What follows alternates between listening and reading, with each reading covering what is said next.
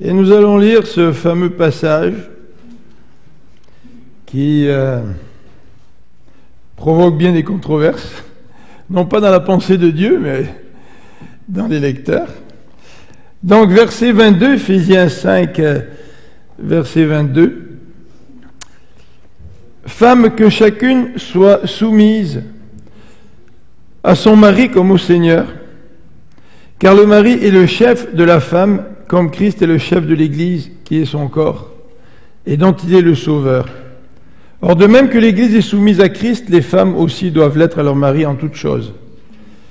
Mari, que chacun aime sa femme comme Christ a aimé l'Église et s'est livré lui-même pour elle, afin de la sanctifier en la purifiant et en la lavant par l'eau de la parole, pour faire paraître devant lui cette Église glorieuse, sans tache, ni ride, ni rien de semblable, mais sainte et irréprochable. C'est ainsi que le mari doit aimer sa femme comme son propre corps.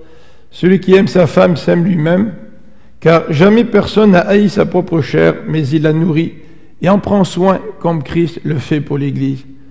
Parce que nous sommes membres de son corps, c'est pourquoi l'homme quittera son père et sa mère, s'attachera à sa femme et les deux deviendront une seule chair. Ce mystère est grand, je dis cela par rapport à Christ et à l'Église. Du reste, que chacun de vous aime sa femme comme lui-même, et que la femme respecte son mari.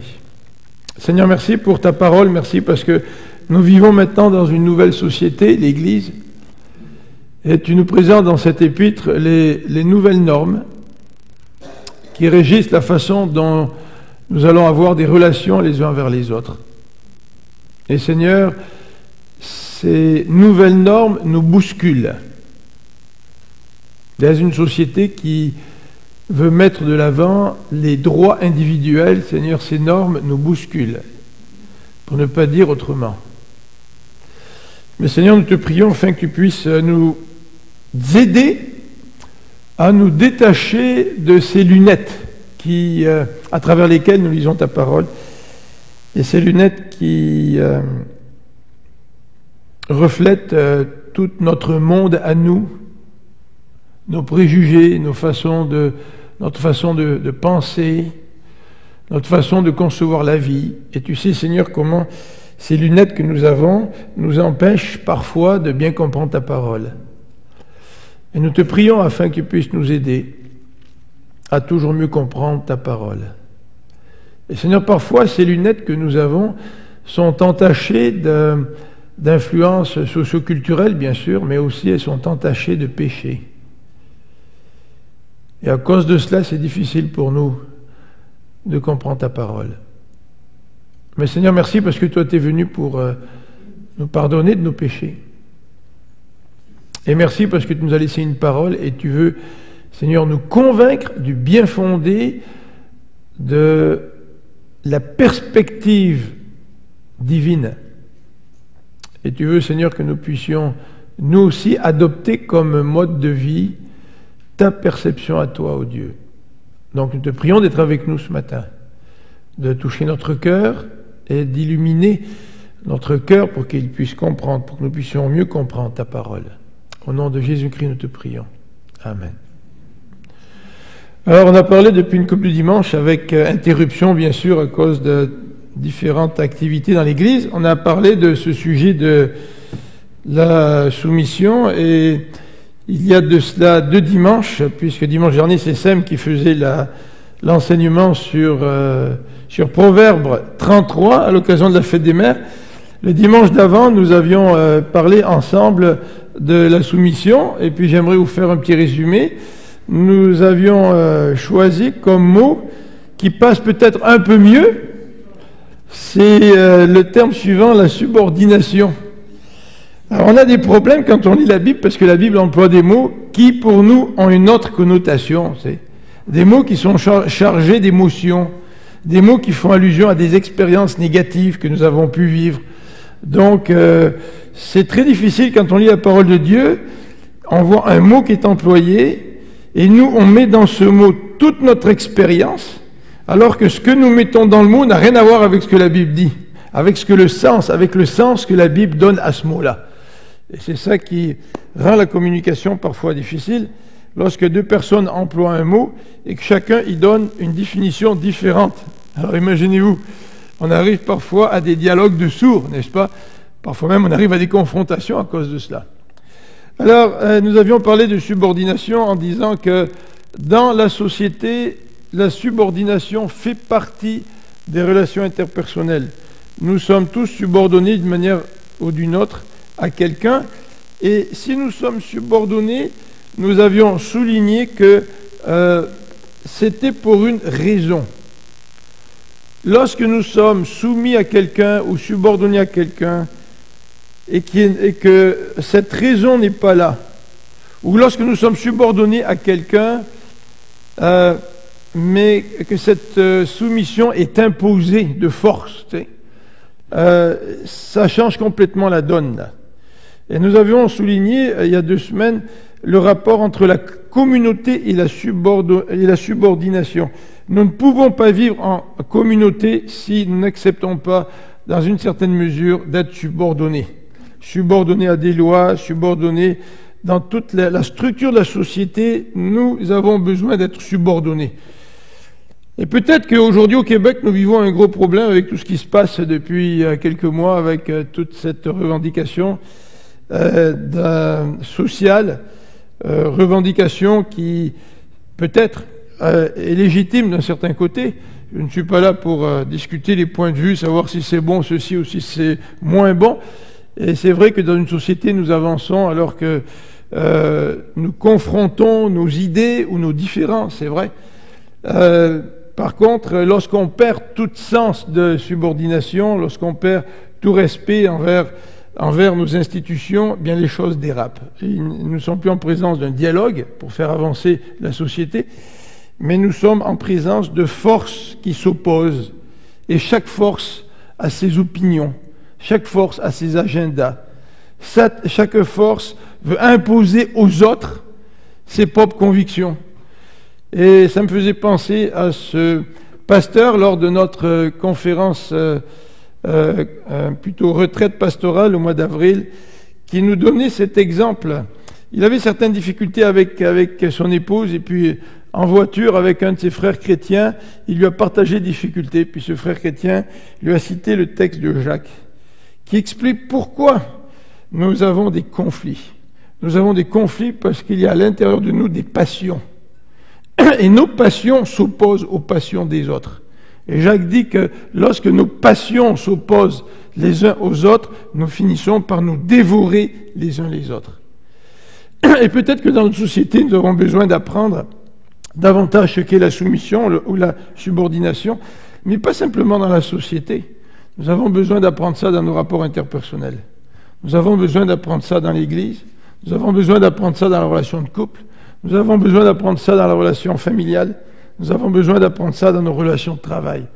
Et d'apprendre ce qu'est la vraie subordination, la vraie soumission, selon la définition biblique et non pas selon nos souffrances, nos expériences d'abus ou qui laissent des traces, qui laissent des cicatrices dans le cœur.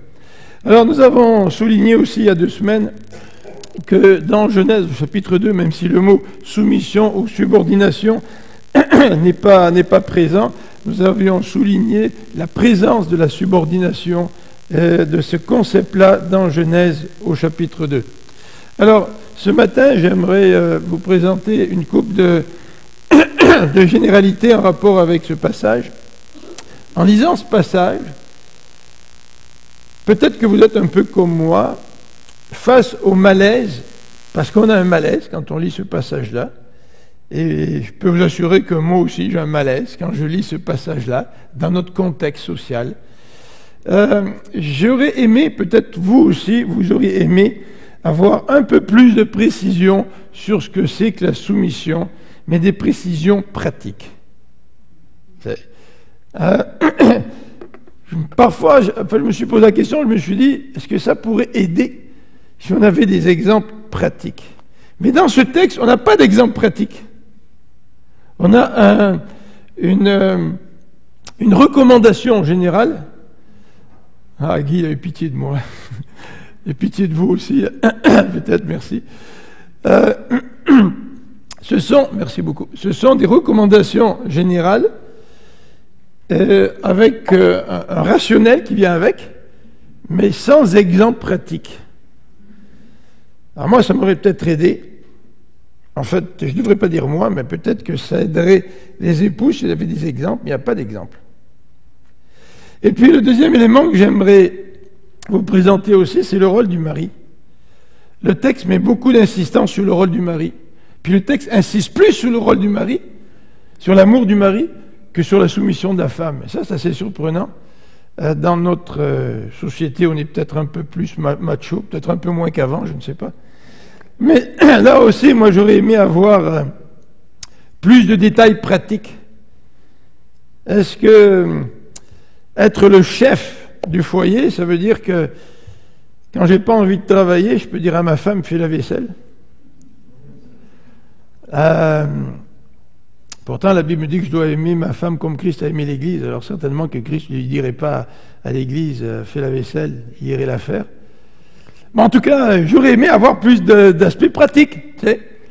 Mais il n'y en a pas vraiment dans le texte. Alors, comme généralité, j'aimerais aussi ajouter ceci, c'est que dans le texte, il n'est pas question de relation d'exigence. C'est-à-dire que parce que moi je suis le chef de famille, je me tourne vers mon épouse, puis j'ai dit « tu dois m'obéir ». Le texte ne parle pas de ça, tu sais. Et parce que je dois être soumise, moi je me tourne vers mon mari, puis je lui dis « écoute là, tu m'aimes pas comme Christ a aimé l'Église ». J'aimerais bien, j'aimerais bien que tu m'aimes comme Christ a aimé l'Église. Puis vous savez, vous avez déjà entendu, cher Marie, cette expression-là, est-ce que tu m'aimes? Et puis là, vous dites, mais tu sais que je t'aime. Puis elle vous dit, ouais, mais j'aimerais que tu me le dises plus souvent. Tu sais. Et peut-être que certaines épouses pensent que leur mari ne les aime pas, ne l'aime pas, comme Christ a aimé l'Église. Et pourtant, dans ce texte, Paul n'est pas en train de dire « revendiquez vos droits ». C'est-à-dire, mesdames, si vous pensez que votre mari ne vous aime pas comme Christ aime l'Église, ben, il vous faut revendiquer ce droit-là, puis battez-vous pour l'avoir. Tu sais. Et d'un autre côté, Paul ne dit pas au mari « écoute, ton épouse n'est pas soumise, alors il faut que tu te battes avec elle pour que... hein, tu sais, serre la vis, comme on dit. Là. » Non, absolument pas. J'ai l'impression que Paul veut parler à chacun d'entre nous, et que chacun d'entre nous doit porter le chapeau qu'il nous fait. Le reste, ce n'est pas l'objet de l'enseignement de l'apôtre Paul. Alors, on va regarder le plan ici dans ce passage. Le plan dans ce passage, au verset 22 à 24, nous voyons donc 3 versets sous la soumission de l'épouse. Les versets 25 à 32 traitent de l'amour du mari, et le verset 33 parle de la conclusion de ce court passage sur la relation entre époux. Alors ce que je voudrais faire ce matin, c'est couper ça en deux. C'est-à-dire, regarder tout d'abord la soumission de l'épouse dans un premier temps, et ensuite regarder l'amour du mari. Parce qu'il y a 2 termes là qui marchent ensemble. C'est la soumission et l'amour. Et là, dans notre contexte social d'aujourd'hui, nous ne voyons pas le lien entre la soumission et l'amour. Mais j'aimerais finir là-dessus, la présentation de ce matin, c'est qu'il y a un lien entre la soumission et l'amour. Et le lien, c'est un lien qui unit ces 2 éléments ensemble. Et si ce lien n'est pas là et chez l'épouse et chez le mari, la relation de couple va en souffrir. Alors on va aborder ça dans quelques instants, mais tout d'abord j'aimerais parler de la soumission de l'épouse. Et mesdames, attendez la description sur le rôle du mari avant d'amener toutes vos objections. On en a des objections, vous savez, moi en lisant ce texte-là, j'en avais des objections. Moi je viens pas d'un contexte très très macho, moi je viens d'un contexte où mon père c'était un leader, c'est vrai. Mon père qui a maintenant 81 ans au mois de juillet, il m'a dit qu'il a assisté à la naissance de ses 3 enfants, puisque j'ai une sœur qui est décédée avant moi. Et à l'époque, les maris n'étaient pas nécessairement à côté de leur épouse pour la naissance des enfants. Tu sais. Et puis mon père n'hésitait pas à faire la vaisselle à la maison, à mettre ta main à la pâte. Tu sais. Donc je ne suis pas dans un contexte où... Je n'ai pas été élevé dans un contexte très macho, là, où il y avait des genres de stéréotypes très très forts. Alors en lisant ce texte, moi aussi j'ai des questions. Tu sais. Moi aussi j'ai un certain malaise. Et je dois essayer d'identifier ce malaise. Pourquoi ce malaise ? Je n'ai pas de malaise parce que j'ai souffert d'abus de la part de leaders, c'est pas ça. J'ai un malaise parce que j'ai été élevé dans un contexte social et qui promouvoit la liberté individuelle, qui n'aime pas ces expressions soumission, subordination. Donc ce malaise me suit quand je lis ces passages. Et quand j'étudie ces passages, je lutte avec ces malaises-là. Et j'essaie de comprendre le mieux possible le passage malgré les malaises. Alors, vous avez deux raisons dans ce passage, verset 22, « Femme, que chacune soit soumise à son mari comme au Seigneur », ça c'est l'exhortation de Paul.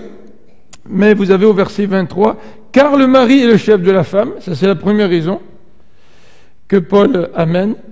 Et l'autre raison que Paul présente, ah, là j'ai mon ordinateur qui ne marche pas bien.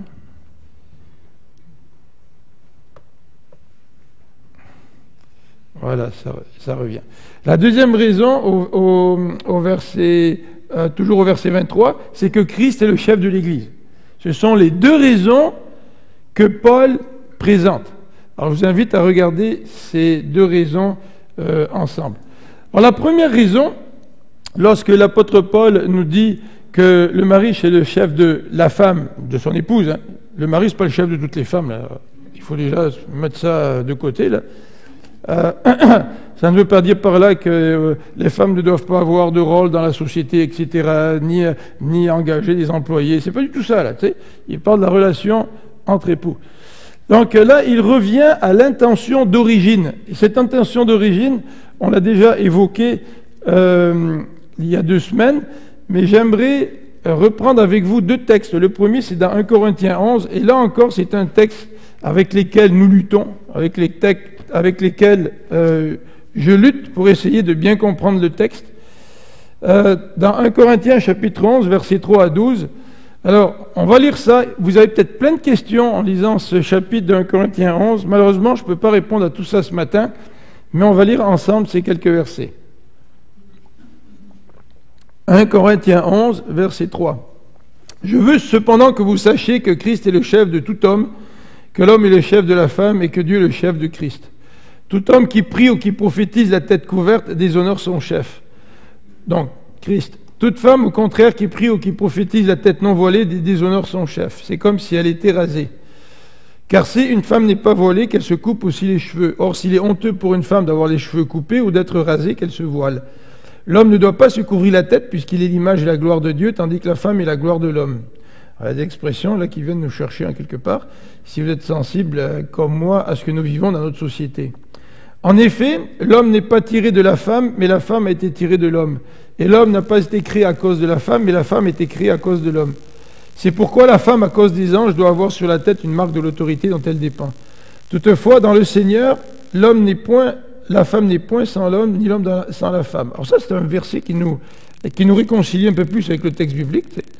Ça semble parler un peu d'égalité entre les deux. Car de même que la femme a été tirée de l'homme, de même l'homme existe par la femme et tout vient de Dieu. Ah ben là, c'est intéressant. Ça me rejoint plus dans ce que nous vivons aujourd'hui. Alors, jugez-en vous-même, est-il convenable qu'une femme prie Dieu sans être voilée? La nature elle-même ne vous enseigne-t-elle pas que c'est une honte pour l'homme de porter des longs cheveux, mais que c'est une gloire pour la femme d'en porter, parce que la chevelure lui a été donnée comme voile? Si quelqu'un se plie à contester, nous n'avons pas cette habitude, pas plus que les églises de Dieu. Alors là, l'apôtre Paul parle d'un texte qui vient nous chatouiller, nous, chrétiens du XXIe siècle, puis il finit en disant, si quelqu'un se plaît à contester, nous n'avons pas cette habitude, pas plus que les églises de Dieu. Alors là, on se dit, Seigneur, qu'est-ce que tu es en train de dire là? Tu veux pas qu'on conteste, mais il faut bien comprendre ce que tu es en train de dire. Alors, ce que je veux simplement dire dans ce passage, c'est que l'apôtre Paul parle d'un ordre, et il dit que l'homme c'est le chef de la femme, et pour expliquer cela, il revient à la création. C'est juste cet élément-là que je voudrais souligner ce matin. Il y a bien d'autres questions qu'on peut avoir. mais il fait référence à la création. Il dit que l'homme a été créé le premier, et il dit que c'est important que cet ordre-là, entre l'homme et la femme, le mari et la femme, puisse être respecté. C'est ça qu'il est en train de dire. Maintenant, qu'est-ce que ça veut dire? Comme je l'ai dit, on parle de la relation de couple. Dans la société, il y a des femmes qui sont extraordinaires, qui dirigent des gouvernements, qui dirigent des entreprises. Il n'y en a peut-être pas encore assez, mais elles ont un rôle extraordinaire. Mais là, on parle de la relation au sein du couple. Je me souviens quand j'étais pasteur, assistant pasteur du docteur Boya, sa femme était aussi docteur, mais elle n'était pas docteur en théologie, elle était docteur en médecine. Et c'est la première femme au Québec qui a dirigé un hôpital. Elle a dirigé l'hôpital Douglas, vous savez, près de Ville-la-Salle, la Chine, dans ce coin-là. Donc cette dame-là était une femme modèle, une femme qui a une carrière, elle a toujours été médecin. C'est une femme qui vit encore, je pense, si je ne me trompe pas, qui est extraordinaire à bien des égards. Et M. Boya était béni d'avoir une femme comme Joyce Boya. Par contre, quand je regarde leur vie de couple, je voyais une femme qui était soumise à son mari. Puis là, tu te dis, comment décrire ça? Comment décrire la soumission? La soumission biblique. Bon, on va le voir ensemble ce matin. Alors, vous avez un deuxième texte dans 1 Timothée 2 qui fait aussi référence à la création. 1 Timothée 2, j'aimerais qu'on le lise ensemble. Alors, on touche des sujets, évidemment, très délicats, mais je pense qu'on est là pour ça, de les regarder en Église, et de pouvoir aussi réfléchir ensemble. Le texte d'un Timothée 2, au verset 11, nous dit que la femme écoute l'instruction à silence avec une entière soumission. Je ne permets pas à la femme d'enseigner ni de prendre l'autorité sur l'homme, mais elle doit demeurer dans le silence, car Adam était formé le premier, Ève ensuite. Adam n'a pas été séduit, mais la femme séduite s'est rendue coupable de transgression.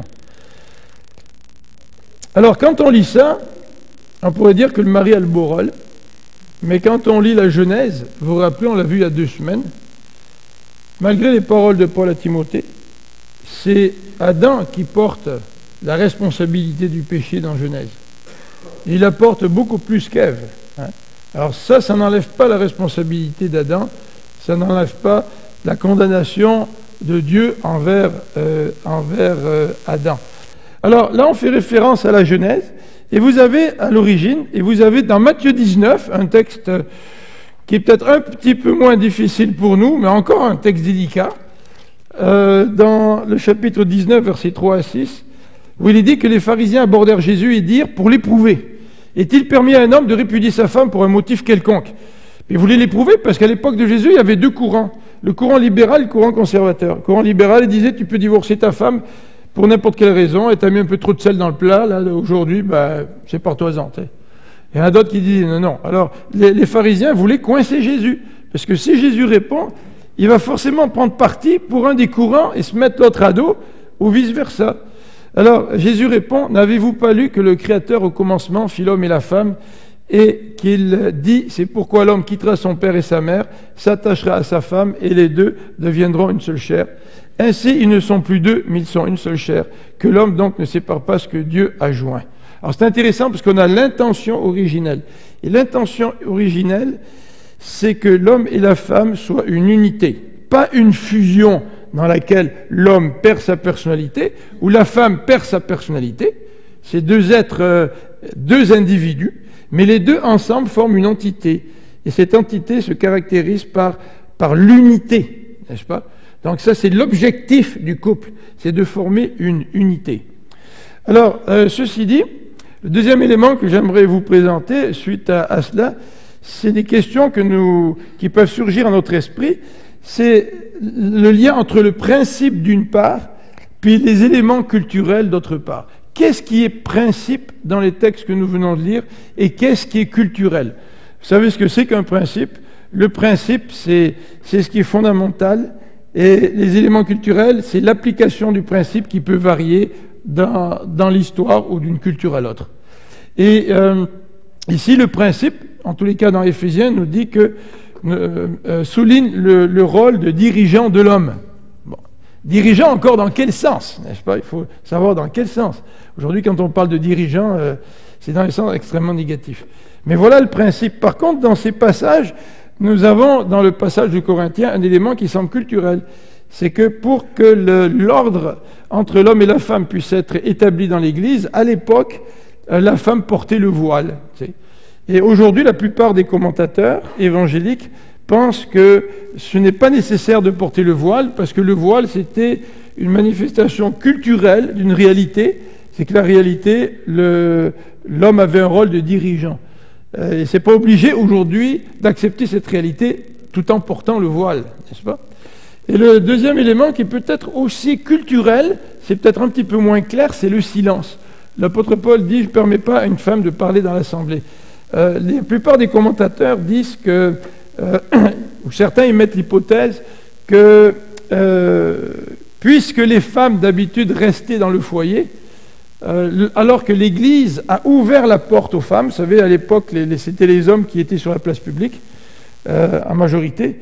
Donc, l'Église ouvre la porte aux femmes et d'un seul coup, l'Église inclut des hommes qui ont l'habitude des relations dans la société, puis inclut des femmes qui, elles, sont moins présentes dans l'ensemble de la société, beaucoup plus, leur travail consistait davantage à rester à la maison, par exemple. Et là, il y a une dynamique qui se fait. Ce qui fait que les femmes avaient tendance à poser beaucoup plus de questions en rapport avec le fonctionnement, en rapport avec la vie de groupe, la vie sociale, etc. Et Paul voulait qu'il y ait de l'ordre dans l'Église. Alors, beaucoup de commentateurs ont cette opinion-là. Paul ne voulait pas dire que les femmes doivent se taire, parce que Paul dit que si quelqu'un a le don de prophétie, qu'il prophétise, si quelqu'un veut prier, qu'il prie, et Paul n'empêche pas les femmes de prier, Paul n'empêche pas les femmes de prophétiser. Mais Paul ferait certainement allusion à un ordre plutôt qu'à une interdiction formelle. Alors, face à ces textes-là, notamment d'Éphésiens, qui nous dit que le mari est le chef de la femme, il y a beaucoup de gens qui disent, bien, la femme doit être soumise à son mari, mais le mari doit être soumis à sa femme aussi. Force est de constater que dans ces versets, le texte ne présente pas la soumission de l'homme à sa femme. Il ne présente pas. Il y a des passages qui nous disent, on va y revenir, que l'homme et la femme, tous les deux, doivent être remplis d'humilité. Alors, quel que soit ton rôle, tu dois être rempli d'humilité. Ça veut dire que si tu es chrétien, tu es directeur d'usine, tu dois être rempli d'humilité. Si tu es chrétien, tu es en poste d'autorité, tu dois être rempli d'humilité.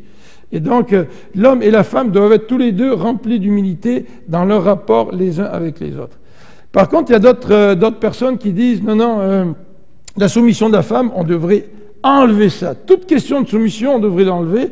Parce que dans l'histoire, on a aboli l'esclavage, et l'argument qui est employé, c'est le suivant. Puisqu'on a aboli l'esclavage, on a aboli des abus, n'est-ce pas, de certains êtres humains face à d'autres êtres humains, parce que la femme a été abusée à travers l'histoire, c'est vrai, on le conçoit, puis on doit être sensible à cela, eh bien on devrait abolir la soumission de la femme envers son mari. Alors ça, c'est l'argument de certains qui lisent ce passage-là. Alors évidemment, il faut se poser la question, qu'est-ce que c'est que la soumission? Comme nous avons dit, on va le voir. Mais si on allait dans cette direction, devrions-nous aussi abolir les versets qui parlent de la soumission des enfants aux parents? Ben, certaines personnes vont dire oui. Certaines personnes vont dire, dans l'éducation, là, mes enfants, ils font ce qu'ils veulent, puis c'est d'eux-mêmes qui vont apprendre. Ils vont apprendre d'eux-mêmes à se comporter en société. On n'a pas besoin de leur imposer une soumission quelconque. Si on va dans cette direction-là, est-ce que ça veut dire qu'il faut abolir la soumission des serviteurs et des maîtres? Bon, peut-être que dans une société dans laquelle on réclame des droits, on insiste sur nos droits, peut-être que ça sonne bien à nos oreilles, mais si on abolit la soumission des serviteurs envers des maîtres, vous savez très bien comme moi qu'on s'en va vers le chaos. Alors la soumission, évidemment, n'est pas l'abus, mais la soumission est importante si on veut préserver la vie communautaire. Alors dans ce passage, je vais passer sur une lecture que je voulais vous faire du monde juif, grec et romain. Mais dans ce passage, l'apôtre Paul nous présente une deuxième raison pour la soumission, c'est le fait que Christ est le chef de l'Église. Et dans le monde antique, donc la femme était pas mal abusée. Je vous passe des exemples du monde romain et grec, mais dans le monde romain, le Romain avait droit de vie et de mort sur la femme. Et ça, c'est quand même très très fort. Et dans un contexte comme l'apôtre Paul, parler de soumission, parfois ça peut être difficile à passer dans un contexte comme celui-là. Mais j'aimerais souligner que dans le passé, en Occident, on a perçu la soumission de la femme de différentes façons. Elle avait certains rôles dans la maison, dans le foyer, s'occuper du ménage, s'occuper des courses, s'occuper des enfants. En Afrique, le rôle de la femme est différent. Elle va travailler dans les champs, elle porte des fardeaux sur elle, hein, de l'eau ou toutes sortes de choses. Les rôles sont différents. Hein. Évidemment, aujourd'hui, les choses ont changé un petit peu, puisque dans notre milieu, en Occident, les hommes participent de plus en plus aux responsabilités du foyer. Et peut-être pas encore assez, parce que vous savez comme moi que les épouses aujourd'hui qui doivent travailler, parce que le couple n'a pas assez d'argent pour y arriver. Vous savez aujourd'hui que pour payer une maison, ça coûte cher, et la plupart des couples travaillent à deux. Et aujourd'hui, les dames qui ont des enfants, qui s'occupent des enfants, qui ont un rôle à la maison et qui travaillent, on se demande si ces dames-là ne doivent pas être des superwomen. Et certainement que même si en Occident les hommes sont un peu plus impliqués dans le foyer, ils ne le sont peut-être pas encore assez pour pouvoir aider leurs épouses dans le fardeau qui est le leur. Alors le texte ici nous dit que malgré ce contexte, que Christ est le chef de l'Église, et parce qu'il est le chef de l'Église, l'homme de la même manière doit être le chef du foyer. Alors qu'est-ce que ça veut dire? Qu'est-ce que le texte biblique veut nous dire? Au verset 23, il parle cette expression, la chef de l'Église, mais au verset 29, il nous dit que le chef doit prendre soin. Alors là, on arrive aux définitions, ça c'est intéressant. Qu'est-ce que ça veut dire le chef? Le chef, il doit prendre soin. Ce n'est pas la définition qu'on donne à chef aujourd'hui.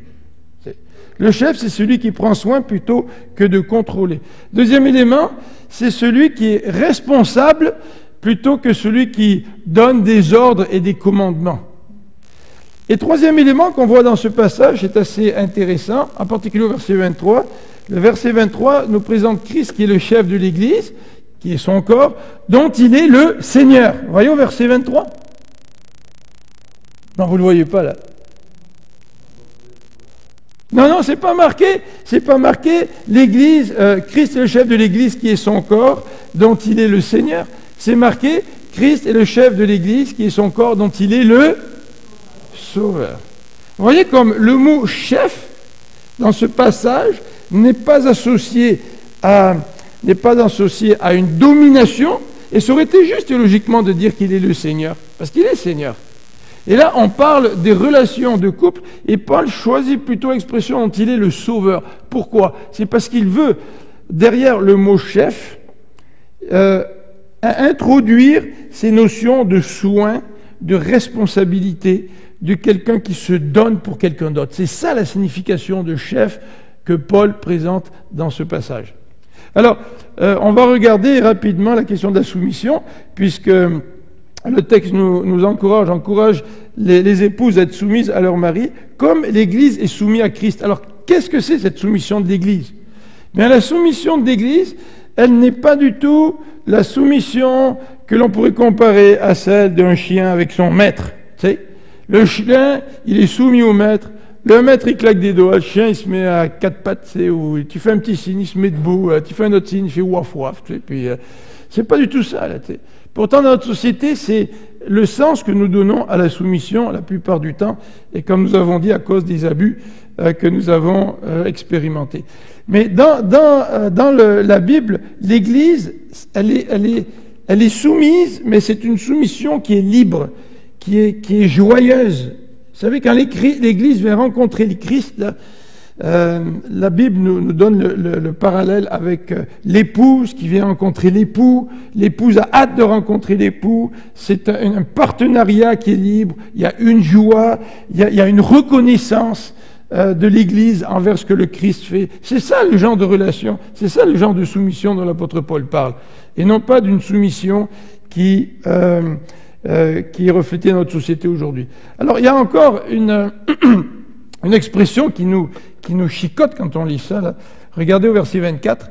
Or, de même que l'Église est soumise à Christ, les femmes aussi doivent être à leur mari en toutes choses. Alors moi, j'aurais bien aimé que l'apôtre Paul enlève ça. Parce que quand je réfléchis à ça, je me dis, qu'est-ce que ça veut dire être soumise en toutes choses? Ça veut dire que dans tout ce que le mari me demande, je dois le faire? Ou est-ce que ça veut dire en toute chose dans ma relation avec mon mari, je fais preuve de partenariat libre, je fais preuve de joie, je fais preuve de reconnaissance. Qu'est-ce que ça veut dire en toute chose? N'est-ce pas? Comment on est soumis en Christ en toute chose? Vous savez que la Bible nous dit, nous aimons le Seigneur, pourquoi? Parce qu'il nous a aimés le premier. Est-ce que vous avez l'impression dans votre relation avec Christ de marcher comme si le Seigneur avait un fouet là? Puis quand il vous dit de tourner à gauche, il faut tourner à gauche, tourner à droite, vous arrêtez, vous arrêtez. C'est pas du tout ça. Nous avons une relation d'amour avec le Christ. Et quand nous vivons une relation d'amour avec quelqu'un, nous n'avons pas de problème de vivre une soumission. Et le Seigneur veut faire ce parallèle entre l'Église et la soumission de la femme. Alors on va passer à l'aspect important maintenant, c'est l'amour du mari. Et l'apôtre Paul utilise deux analogies. La première analogie, c'est Christ et l'Église. Alors, dans l'Ancien Testament, à plusieurs reprises, le mariage est comparé à l'alliance de Dieu avec son peuple. Vous savez, particulièrement dans le texte d'Osée, où le peuple est infidèle à Dieu, puis Dieu aime tellement son peuple que même si le peuple est infidèle, même si son épouse, elle est adultère, n'est-ce pas? Il va la chercher. Il essaie de parler à son cœur, il essaie de la gagner tellement il est rempli d'amour. Ça, c'est extraordinaire parce qu'aujourd'hui, on voit des drames familiaux qui ont lieu lorsque un des deux a commis l'adultère. L'autre ne peut pas lui pardonner. Il le tue, ou il la tue. Mais dans l'Ancien Testament, dans Osée, on voit la grandeur du cœur de Dieu qui aurait toutes les raisons de prononcer un divorce avec sa femme, qui symbolise donc le peuple de Dieu, mais qui ne le fait pas, qui déploie tous ses efforts pour aller rechercher cette femme. Lisez les débuts de Osée 1 à 3, c'est extraordinaire. Cette description de l'amour de Dieu envers son épouse. Alors dans le Nouveau Testament, je ne lirai pas les textes, mais on nous donne encore l'image suivante, c'est que Jésus est l'époux, et l'Église, c'est l'épouse. Et l'apôtre Paul, dans 2 Corinthiens, et aussi dans l'Apocalypse, reprend cette même image. Christ est l'époux et l'Église est l'épouse. Et l'apôtre Paul, ici, nous parle de l'amour du mari. Il nous dit, Marie, que chacun aime sa femme, au verset 25, comme Christ a aimé l'Église. Ça, c'est la première analogie. Et il va nous décrire la nature de cet amour. Et il nous dit ceci, à partir du verset 25. Christ a aimé l'Église. Et il veut illustrer le rôle du chef. Le chef, c'est celui qui aime. Et nous savons tous comment le Christ nous a aimés. Paul va d'ailleurs insister, il va employer une autre expression, il va dire, ce Christ s'est donné. Je me donne pour quelqu'un. Ça, c'est le rôle d'un chef. Vous savez qu'on a besoin de chefs comme ça dans notre société. Des gens qui se donnent pour les autres. On parle de la politique, on devrait faire la politique pour le bien du peuple.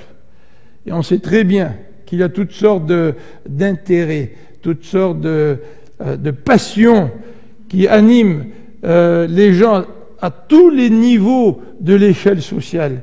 Ce qui fait que nous vivons un besoin criant de leaders qui vont pouvoir aimer et qui vont pouvoir aimer en se donnant pour l'autre. En fait, quand on regarde Jésus-Christ, Jésus-Christ s'est incarné et Philippiens nous dit que l'amour de Jésus-Christ, qui n'a pas regardé comme une proie à arracher, il était égal à Dieu, il a décidé de s'incarner, de venir sur la terre, et non pas dans un palais, dans une étable, dans une petite grotte. Là. Il est né là en compagnie des animaux, dans une étable. Je veux dire, il y a quelque chose d'extraordinaire dans cette incarnation de Christ, qui est le chef de l'Église, qui s'est donné. Et Paul nous dit, vous, Marie, vous devez aimer votre épouse de la même manière que Christ a aimé l'Église et qui s'est donné pour elle jusqu'à la mort sur la croix. Vous savez, souvent nous avons des conflits entre couples. Et c'est vrai que la racine des conflits, c'est les passions. Et si moi, je refuse de me donner à ma femme, n'est-ce pas? Bien, je vais lutter pour garder pour moi ce que je ne veux pas lui donner. Et quand je lutte pour mes idées, je lutte pour mes passions, Et quand elle, de son côté, lutte pour ses idées et lutte pour ses passions, mais ce n'est pas étonnant que la discorde puisse régner au sein du couple, et aussi de la famille, et aussi de la société. La raison de cet amour, regardez au verset 26, et ça c'est assez extraordinaire, parce que le verset 26 nous dit « Afin de la sanctifier en la purifiant et en la lavant par l'eau de la parole, pour faire paraître devant lui cette Église glorieuse, sans tache, ni ride, ni rien de semblable, mais sainte et irréprochable. » Bon, je vais passer sur la sanctifier, parce que je ne voudrais pas trop m'éterniser, puisqu'on va prendre le repas du Seigneur en une couple de minutes. Mais vous voyez, le désir de Christ, c'est que son Église, son épouse, puisse être sainte. Et avec l'aide du Saint-Esprit, Christ sanctifie son épouse. Mais regardez ce qu'il dit, il veut qu'elle soit sainte en la purifiant par l'eau et la parole. Alors, il y a plusieurs interprétations à ce niveau-là, mais une interprétation qu'on peut retenir, c'est que l'eau fait allusion au baptême, mais que la purification, ce n'est pas juste un rite rituel. On ne se purifie pas par des rites rituels. On se purifie aussi par l'action de la parole de Dieu dans notre cœur. Donc le rite associé à la parole a une action de purification dans nos vies. Mais si c'est juste le rite, ça ne sert pas à grand-chose. Et puis le texte nous dit la sanctifier par la purification, mais pour la faire paraître. Là, c'est quelque chose d'intéressant. Moi, j'aime ça. On dit que si une femme à 20 ans est belle, c'est certainement pas à cause de toi, son mari. Mais si à 40 ans, elle est belle, c'est peut-être parce que tu y as y voir quelque chose là-dedans.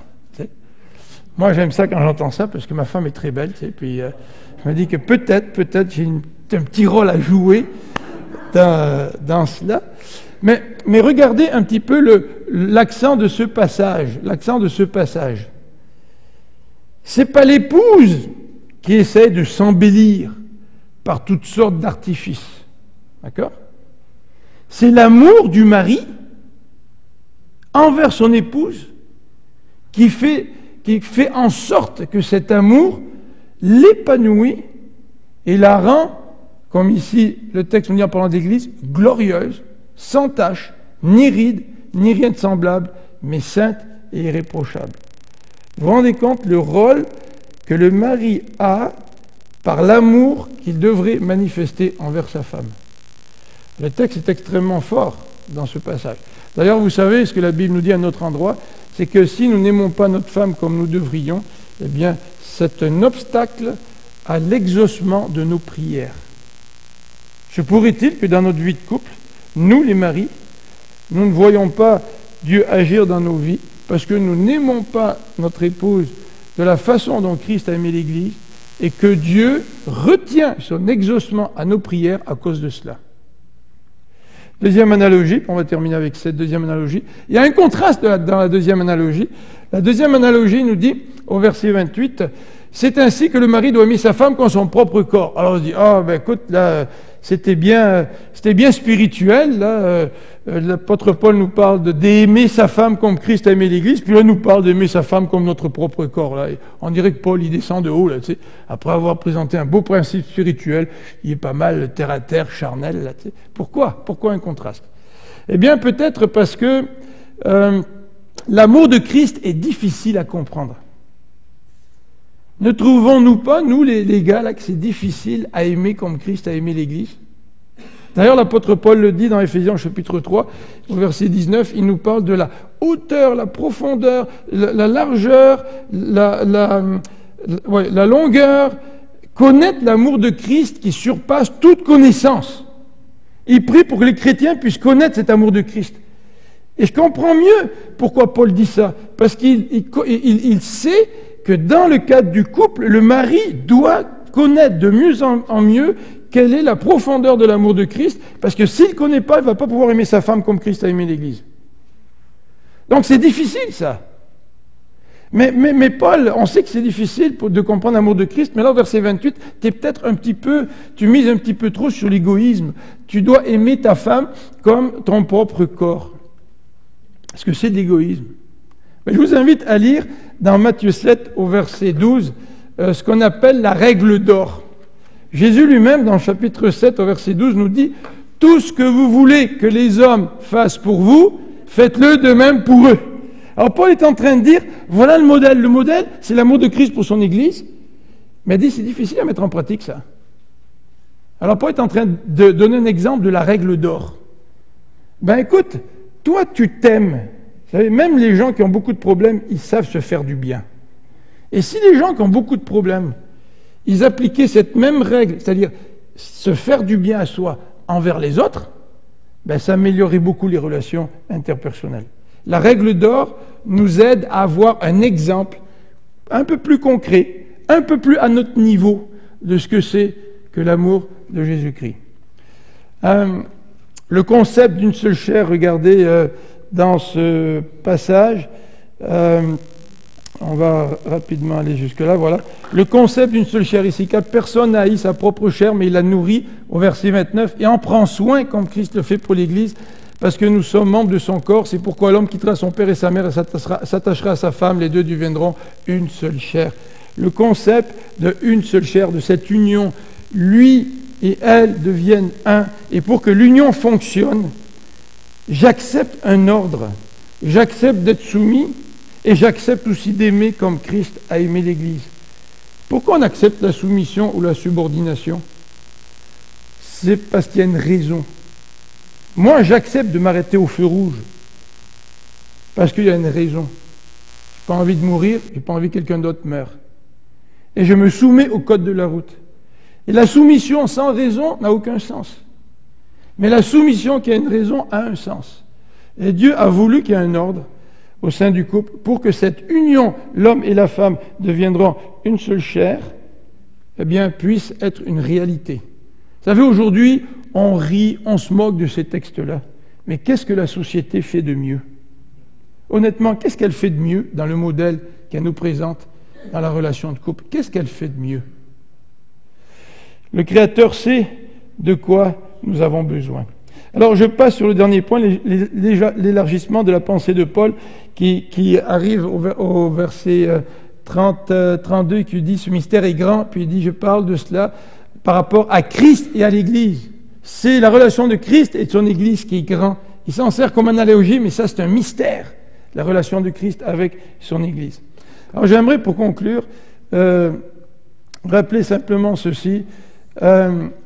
L'apôtre Paul nous appelle à être tous vive l'humilité, l'apôtre Pierre plutôt, dans nos rapports interpersonnels. L'apôtre Pierre parle de soumission des jeunes aux anciens dans l'Église, mais il nous dit soyez tous humbles les uns envers les autres.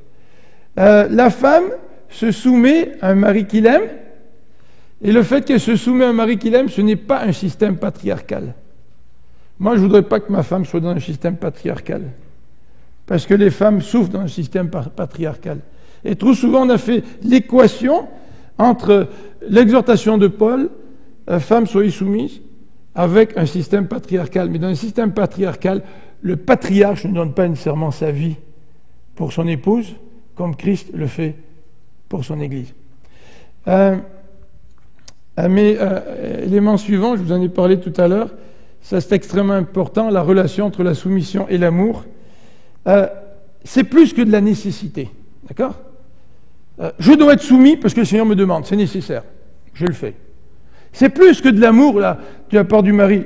Il me demande d'aimer, donc je le fais parce que c'est nécessaire. C'est plus que ça. Se soumettre, c'est se donner à quelqu'un, vrai? Et dans le cadre de la relation de couple, quand tu te soumets à ton mari, c'est que tu te donnes à ton mari parce que tu l'aimes. Et le mari, dans la relation de couple, s'il aime sa femme, lui aussi se donne à sa femme. Et dans les deux cas, l'un comme l'autre se donne l'un à l'autre. Et c'est la raison pour laquelle le couple peut former une union, une unité. Ils peuvent devenir une seule chair. On va prier ensemble.